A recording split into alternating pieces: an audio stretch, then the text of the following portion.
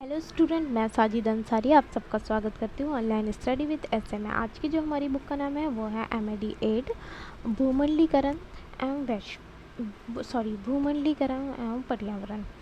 आज का जो हमारा टॉपिक है वो ये है सुनामी। सुनामी एक जापानी शब्द है, ठीक है, जापान का शब्द है। सुनामी क्या है? एक जापान का शब्द है जिसका अर्थ होता है समुद्र तट की लहरें। और सुनामी दो शब्दों से मिलकर बना है, ठीक है। सुनामी क्या है? एक जापान का शब्द है और जिसका क्या अर्थ होता है?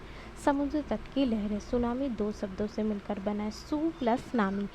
सु का अर्थ होता है समुद्र तट और नामी का अर्थ होता है लहरें। इस प्रकार सुनामी का अर्थ हुआ समुद्र तट की लहरें।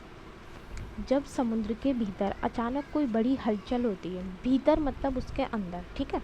जब समुद्र के अंदर कोई अचानक बड़ी हलचल होती है, छोटी मोटी नहीं, कोई बड़ी हलचल होती है, उसमें एक उफान उठने लगता है। तो क्या होता है? उसमें एक उफान उठता है। उफान का अर्थ हम कह सकते हैं उबाल उठने लगता है, जिससे बहुत बड़ी बड़ी और लंबी लंबी लहरों का रेला उठता है, ठीक है। जब उसमें उबाल उठता है तो उससे क्या होता है? बड़ी बड़ी और लंबी लंबी लहरों का जो लहरें होती है उसकी रेला उठने लगता है, जो ज़बरदस्त शक्ति के साथ आगे बढ़ता है, ठीक है। जो ज़बरदस्त शक्ति के साथ आगे बढ़ता है, बहुत शक्ति के साथ आगे बढ़ता है, उसे हम सुनामी कहते हैं। पहले समुद्र में उठने वाले ज्वार को ही सुनामी समझा जाता था। पहले क्या होता था? समुद्र में जो ज्वार उठता था ना, उसे सुनामी समझा जाता था। परंतु ये ज्वार परंतु ऐसा नहीं है, ठीक है। वो सुनामी नहीं है, क्योंकि वो सूरज और चांद ग्रह के गुरुत्वाकर्षण कारण के कारण ये लहरें पैदा होती थी, ठीक है। गुरुत्वाकर्षण क्या होता है? गुरुत्वाकर्षण मतलब अपनी ओर खींचना। तो ये सूरज और चांद के गुरुत्वाकर्षण के कारण वो ज्वार उठता था, जिसे हम आमतौर पर सुनामी समझ लेते थे, परंतु वो ज्वार होता था, सुनामी नहीं होती थी। आम लहरें सुनामी लहरों से अलग होती हैं। जो आम लहरें होती है, जो ज्वारें होती है, उसे हम जो सुनामी समझ लेते हैं वो सुनामी नहीं होती है, सुनामी से अलग होती है। सुनामी लहरों का कारण क्या है? सुनामी किस किस कारण होती है? तो भूकंप के कारण सुनामी आती है, परंतु हर भूकंप से सुनामी नहीं आती, ठीक है। कोई भी हर भूकंप से सुनामी नहीं आती।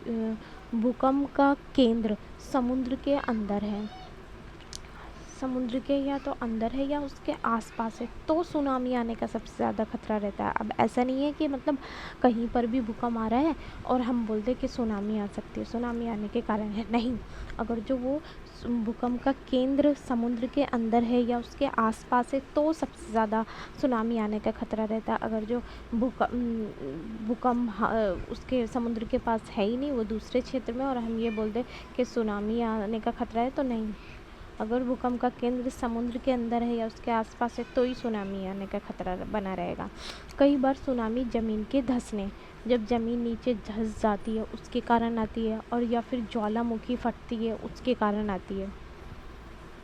2004 के हिंद महासागर भूकंप ने 50 फीट तक की ऊंची लहरें पैदा की थी, ठीक है। 2004 में एक हिंद महासागर में भूकंप आया था, जिससे क्या होता,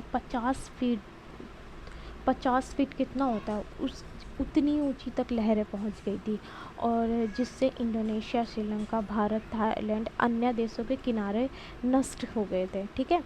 उससे क्या हुआ था? 50 फीसदी ऊंचा तक लहरें पहुंच गई थी, और उससे इंडोनेशिया, श्रीलंका, भारत, थाईलैंड, अन्य देशों के जो किनारे थे ना, वो नष्ट हो गए थे।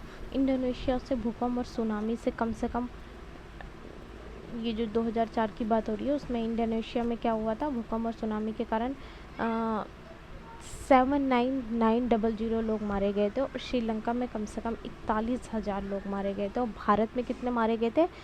10,000। थाईलैंड में 4,000 लोग मारे गए थे, ठीक है। इतना गंदा इसका प्रभाव दिखा था। उसके जो किनारे जो नष्ट हो गए थे, वहाँ के जो किनारों पे रहने वाले जो क्षेत्र थे या लोग थे, तो वहाँ पर इतना ज़्यादा दुष्प्रभाव दिखा था कि वहाँ पर श्रीलंका में 41,000, भारत में 10,000, और थाईलैंड में 4,000, और इंडोनेशिया में 79900 लोग मारे गए थे। आज का हमारा टॉपिक यहीं समाप्त होता है। अगर आपको मेरी वीडियो अच्छी लगे तो please like, share and subscribe जरूर करें। Thank you.